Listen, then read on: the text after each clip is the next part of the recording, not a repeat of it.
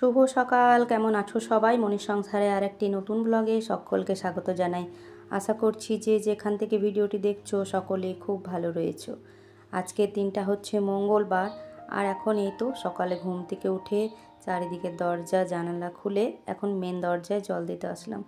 এক্ষুনি হচ্ছে ওর বাবা আসবে, তাই হচ্ছে তাড়াহুড়ো করে উঠে নিয়ে মেন দরজায় জল দিলাম। কালকে রাত্রে খুব ভালো মতো ঘুম হয়নি, চোখগুলো ভীষণ জ্বালা করছিল, ভাবছিলাম আর একটু পরে উঠবো, কিন্তু এখন ওর বাবা আসবে এখনও ডিউটি থেকে, তাই ঘুরে করে আর কি দরজাটা না খুললেই নয়, তাই আর কি খুললাম।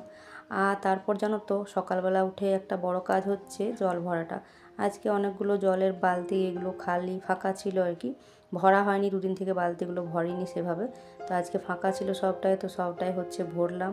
সকাল সকাল এই জল ভরাটা হচ্ছে একটা বড় কাজ, না হলে হচ্ছে এই যে সকালে কলের জলটা বন্ধ হয়ে যাবে, তারপর ওই সে কালকের জন্য আবার অপেক্ষা করতে হবে। আগে জানো তো 10টার সময় একবার আসতো টাইম কলের জল, আমাদের তো টাইম কলের জল এটা টাইম মতো আসে আর কি।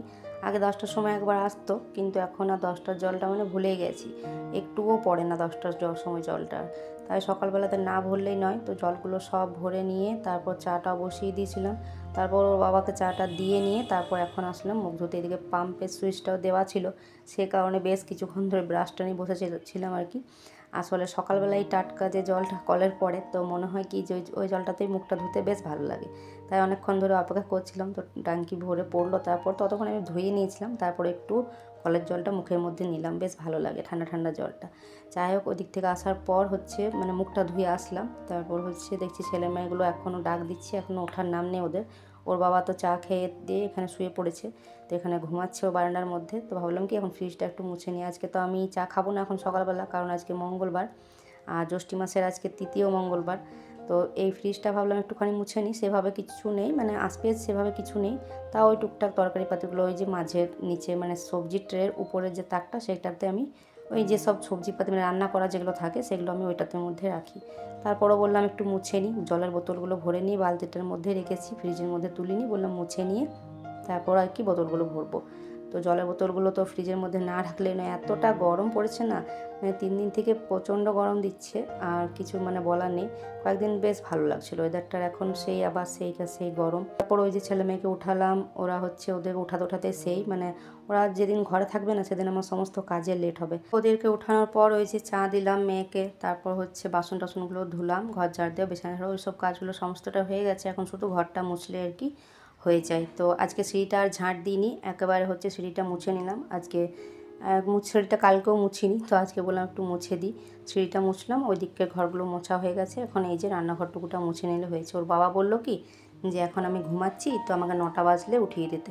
তবে এই 9টা বাজে হবে আর কি। তবে এখনও পর্যন্ত একবার ডাক দিলাম, কিন্তু তারপরও ওঠার নাম নেই। বলছিল রেশনটা আনতে যাবে, কালকে রেশনটা পায়নি, কালকে রেশন দোকান বন্ধ ছিল, তো বললো আজকে যাবে, তো এখনও ওঠার নাম নেই।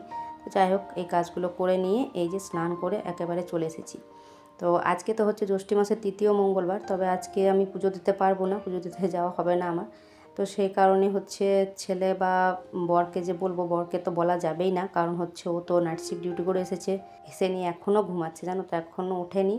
তো এখন এই যে সিঁদুরটা ঠেকিয়ে নিচ্ছে। আর কালকে আমাদের এখানে একটা মানে পাড়ার বলো বা মাসি আমার হয় সম্পর্কে, তো মাসিকে আর কি বলেছিলাম ফোন করে যে আমাকে একটু ফুল জল প্রসাদ দেওয়ার জন্য। তো সেটা আর কি এখন একটু আগে ফোন করেছিল, পুজো হয়ে গেছে মাসির, তো বললো যে নিয়ে যাওয়ার জন্য আর কি। তো ছেলেকে পাঠিয়েছিলাম, তো তাও বলছিল যে না তুমি চলে যাও। আসলে আমি গেলে এক্ষুনি হচ্ছে মাসি বারবার করে বলবে আয় বস ঘরে, এইসব গল্প করতে মানে লেগে গেলে আর কি নানা রকমের দেরি হয়ে যাবে। আর সকালবেলা বসার সময় নেই, রান্নাবান্নাও রয়েছে, সেই কারণে ছেলেকে বললাম যা নিয়ে আসতে। তো ও এই যে গিয়েছিল, গিয়ে হচ্ছে এনে নিয়ে প্রসাদের প্লাস্টিকটা এখানটাতে রেখে দিই। আসলে ঘরের মানুষরা বলতে ছেলে বা বর দুজনের মধ্যে যদি কাউকে বলতাম একটু মন্দিরে গিয়ে আর কি পয়সা চাপিয়ে ফুল জল প্রসাদ নিয়ে আসতে, তবে ওদের দ্বারা তো হবে না।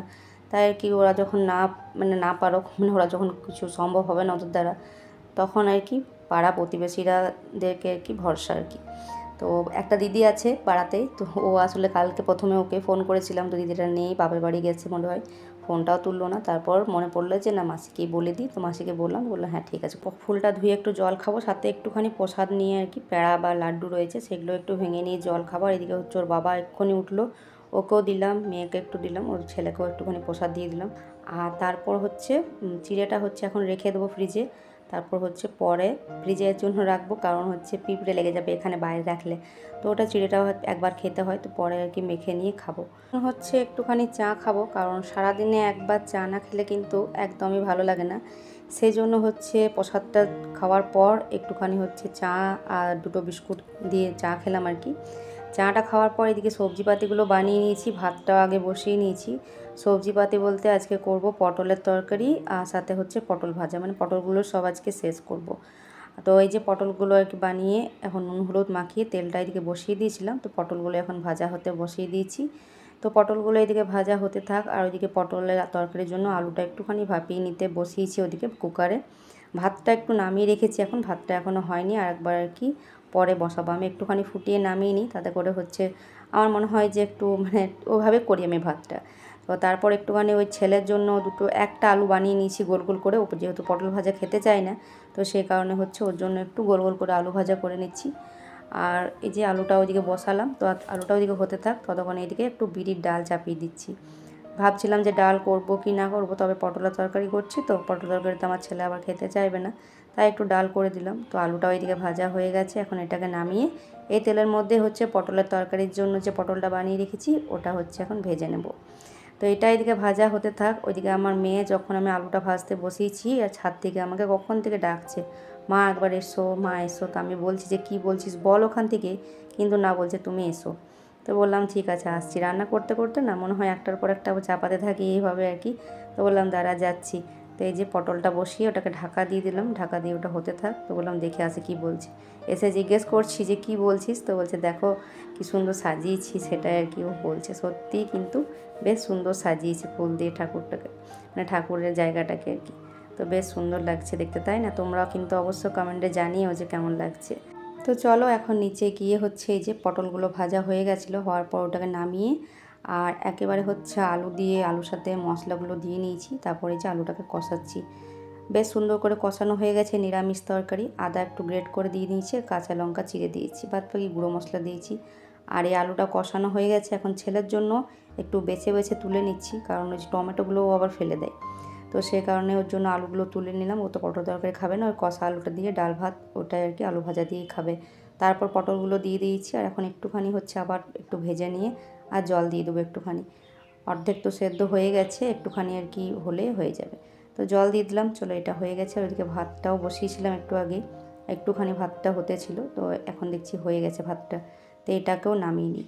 এরই মধ্যে বলে রাখি যে যেসব বন্ধুরা আমার ভিডিওটা দেখছো, দেখার সাথে সাথে একটা করে লাইক করে দিও। যদি নতুন বন্ধু হয়ে থাকো তাহলে চ্যানেলটিকে সাবস্ক্রাইব করে পাশে থেকো। আর যেসব বন্ধুরা অলরেডি এই কাজটি করে দিয়েছো তাদেরকে জানাই অসংখ্য অসংখ্য ধন্যবাদ। এভাবেই পাশে থেকো, এভাবেই সাপোর্ট করো।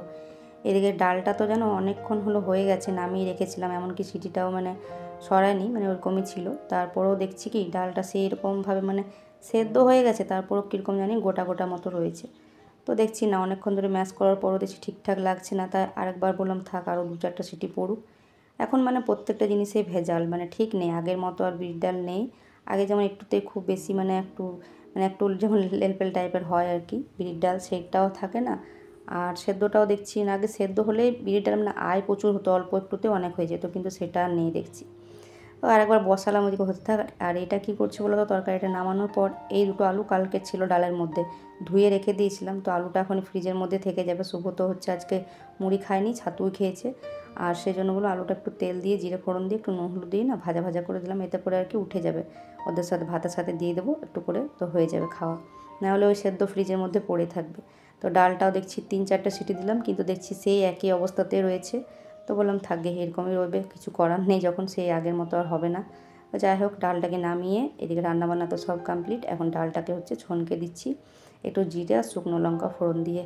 তো এই যে ডালটা ছনকালে রান্নাবান্না তো হয়ে গেল এখনকার মতো, সবটা নামিয়ে আর তারপর হচ্ছে গ্যাসটাকে মুছে নেব। এদিকে ওর বাবাকে ফোন করলাম যে রেশন দোকানে ও না অনেকটা বেলা করে গেল, তো গেছিলো হচ্ছে অনেকটা বেলা করেই, তো প্রচুর ভিড় ছিল। একবার ফোন করলাম যে 1 প্যাকেট দুধ আনার জন্য, যে 1 প্যাকেট দুধ এনে দেবে। তো বললো রেশন দোকানে এখন রয়েছে, 2 দিন হলো রেশন দেয়নি, মানে জামাই ষষ্ঠীতে হয়তো সবাই বাইরে গেছিলো সেই জন্যই আর কি। রান্নাঘরের সমস্ত কাজ কমপ্লিট, এদিকে সব কিছু কমপ্লিট করে নিয়েছি, পরিষ্কার করার পর হয়েছে এদিকে গামছাগুলো নিলাম, নিয়ে হচ্ছে চলো এখন ঘরে যাবো। আর দেখো আমার অবস্থা, একবারে ঘাম গড়গড় করে ঝরছে। তো আজকে ভ্যাপসা মানে গরম দিচ্ছে, একবারে গুমটানি গরম যাকে বলে। তো তাই এই অবস্থা, যত না আমি রান্না করতে করতে ঘামি তত একদম হচ্ছে এই যে রান্নাঘরের কাজগুলো গোছাতে গোছাতে ঘেমে যায়, এমন অবস্থা গরম। আর আমার মেয়ে আবার গরমে এই যে কি নিয়ে আসলো খাওয়ার জন্য। ছেলে বলছে আজকে খেলা আছে, ভয়েস দেওয়া হবে না বলছে, দেখা যাক হয় কি না, কখন থেকে খেলা আছে। তো যাই হোক এখন একটুখানি ফ্যানের হাওয়াতে বসবো, কারণ একদম অস্থির হয়ে গেছি। তো এখন ঠান্ডা জলে একটু হাত মুখ ধুয়ে নিয়ে একটু ফ্যানের তলায় বসবো, তারপর হচ্ছে দুপুরে খাওয়া দাওয়া, ওর বাবা আসবে তারপর হবে। তো ওর বাবার তো এক্ষুনি এলো, 1:45 মতো বাজে এখন। তবে বলেছিলাম 1 প্যাকেট দুধ আনতে, দুধটা আর আনেনি। তো কী আর করা যায়, দুধটা আনতে বলেছিলাম এই কারণেই যে চিড়েটা দিয়ে দুধ দিয়ে আর কি মেখে খাবো। তবে আনেনি যখন, কিছু তো করার নেই, এখন হচ্ছে আমাকে এভাবেই খেতে হবে। ও ওদিকে এখন স্নান করতে গেল, ততক্ষণে ভাবলাম আমি একটু চিড়েটা মেখে খেয়ে নিই। আম কলা এইগুলো দিয়ে আর কি মেখে খেয়ে নিলাম, আর যে ছেলে মেয়েকে একটু করে দিলাম। আর এদিকের মধ্যে হচ্ছে ওর বাবা এখন স্নান করতে গেছে, এই যে স্নান করে আসলো। তো ছেলেকে আর ওর বাবাকে দুজনকে খেতে দিয়ে দিচ্ছি। মেয়ে তো হচ্ছে আগে খেয়ে নিয়েছে। তো চলো এখন ওরা খেতে থাক, তারপর তো ধোয়া মোছা আছে। তিথিকে টিউশন থেকে আনার পর গেছিলাম ওকে নিয়ে একটু ডাক্তারখানা। ওর হচ্ছে বেশ কয়েকদিন আগে হচ্ছে পায়ে একটা কি জানি কি ঢুকে গেছে পায়ের তলায় আর কি। তো দেখিয়েছিল অনেক দিন পর, তখন একটা ছোট্ট ফুটকুনা মতো বেরিয়েছিল, আর সেটা দেখছি আস্তে আস্তে বড় হচ্ছে। আজকে যাব কালকে যাব করে আর কি যাওয়াই হচ্ছে না ডাক্তার দেখাতে। তবে আজকে ওর বাবাকে বললাম আজকে তো রেস্ট রয়েছে মঙ্গলবার, তো বললাম চলো এখন। আর বিকেল দিক করে প্রত্যেক দিনই বৃষ্টি হচ্ছে, এখনও হচ্ছে যাওয়ার সময় একটু হালকা হালকা বৃষ্টি পড়ছিল, তখন ভাবছিলাম যাবো কি যাবো না, কিন্তু বললাম না যাই আজকে, না হলে যাওয়াই হচ্ছে না। দেখিয়ে এলাম মেয়েটাকে। তারপর আসার পরই হচ্ছে এই তো একটু আগে মানে কারেন্টও গেছিলো একটু, আর তারপর হচ্ছে ঝড় বৃষ্টি ঝমঝমিয়ে মানে বৃষ্টি এখন চলছে বাইরে। তো অন্ধকারের মধ্যে আটাটা কোনো রকমে মাখলাম। আর এখন হচ্ছে এই যে ভেবেছিলাম যে রুটি পরোটা করব, তবে বৃষ্টি যেহেতু পড়ছে তো বললাম কয়েকটা লুচি বানিয়ে নিই। তো লুচিগুলো এই যে বেলে নিলাম, আর এখন হচ্ছে ভেজে নিচ্ছি। আর আমার আগের দিনের ভিডিওতে কমেন্ট করেছে cooks and kids with Rumna, আর কমেন্ট করেছে ঋতুপর্ণা নাগ। কমেন্ট করার জন্য অসংখ্য অসংখ্য ধন্যবাদ। এভাবে পাশে থেকো। এছাড়াও যেসব দিদি বোনেরা কমেন্ট করছো তোমাদেরকে জানায় অনেক অনেক ভালোবাসা। এভাবে পাশে থেকো, এভাবেই সাপোর্ট করো। লুচিগুলো তো ভাজছি, কিন্তু ভাজতে ভাজতে প্রথমে বেশ কয়েকটা ফুললো না, তারপরগুলো কিন্তু বেশ সুন্দর ফুলেছে। এই যে দেখো ফুলকো ফুলকো লুচি একবারে গামলার মধ্যে রাখলাম। তো গামলাটা যেহেতু ভরে গেছে তাই থালটার মধ্যে কয়েকটা রাখলাম। তো লুচিগুলো বানানোর পর এদিকে একটুখানি চা বসিয়েছি। তো যেহেতু বাইরে বৃষ্টি পড়ছে আর চা লুচি খেতে কিন্তু বেশ লাগে, তাই একটুখানি চা বানালাম। তো এদিকে ছেলে মেয়েকে হচ্ছে দিলাম, আর এদিকে আমি এই যে কাপটাতে ছেঁকে নিচ্ছি, সাথে হচ্ছে লুচিও নিয়েছি। তো চলো চা হবে পরে দেখা যাবে, আগে গরম গরম চা আর লুচিটা খেয়ে নিই।